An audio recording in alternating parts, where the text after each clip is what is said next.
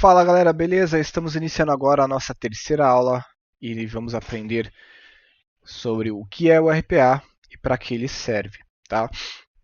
Primeiramente, RPA significa Robot Process Automation ou, em tradução livre, Automação Robótica de Processo, que nada mais é que um programa, um código de programa que executa atividades de forma automática, atividades que um usuário comum poderia é, executar. Primeiramente, a gente divide os tipos, né, ali em dois cenários, né? A gente pode executar a automação a nível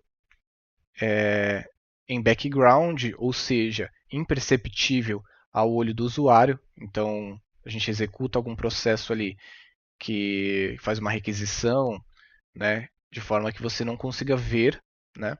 E outra a nível de interface, que ele simula ali as ações que um usuário comum faria. Então, abrir um navegador, navegar até um site X, pegar ali um dado que a gente consiga ver.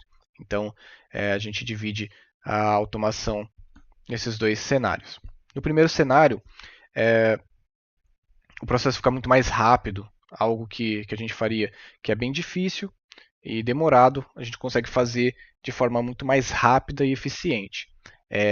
Quando a gente trata de nível de interface, que a gente está simulando ali a atividade, né, do usuário, ela pode não ficar tão rápida porque ela se baseia ali no carregamento de telas, enfim, em todo o processo que o usuário também levaria. Então seria algo bem parecido com o que o usuário faria, com a diferença, é claro, que um robô que está executando um código automatizado que está executando ele. E para que serve? Na verdade, como eu já disse, ele serve para fazer processos de forma automática. Ao invés de uma pessoa parar para fazer aquela atividade, a gente deixa que o código faça de forma automática. Exemplo, imagina que a gente tenha um funcionário de uma empresa X que precisa todos os dias ali ler alguns e-mails e tomar algumas decisões baseadas nas informações que a gente tem naquele e-mail. Então, dependendo do remetente, você envia para um certo setor. Dependendo de alguma informação que tem ali, você consome aqueles dados, algum anexo, você consome as informações que tem ali dentro daquele e-mail para poder enviar para algum outro setor em específico. Então você precisa tomar algumas decisões baseadas no que tem ali dentro daquele e-mail. E o robô pode executar essas tarefas. Então ele pode varrer o e-mail, ficar ali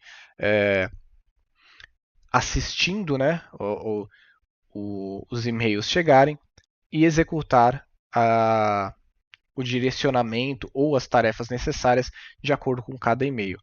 Então, ao invés de você alocar um funcionário ali para ficar monitorando um e-mail, você pode deixar um robô fazendo essa atividade.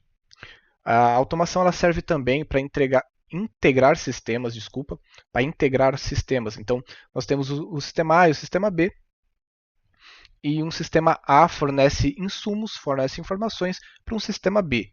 E aí nós podemos, de forma rápida, fácil e segura, extrair informações do sistema A e inserir no sistema B.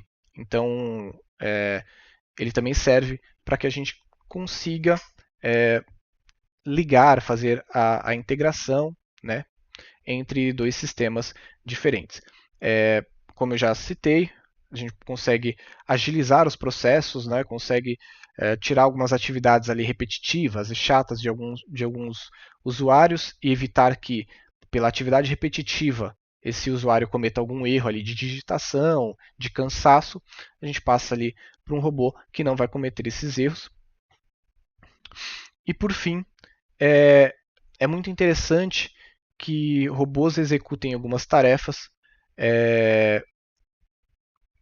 enquanto pessoas executem outras tarefas. Então, atividades mais cognitivas é mais interessante que uma pessoa execute, enquanto atividades mais repetitivas mais maçantes que possam ser executadas ao longo de um dia inteiro, um robô execute, até porque ele pode executar aí 7 dias por semana, às 24 horas por dia, né, ininterruptamente.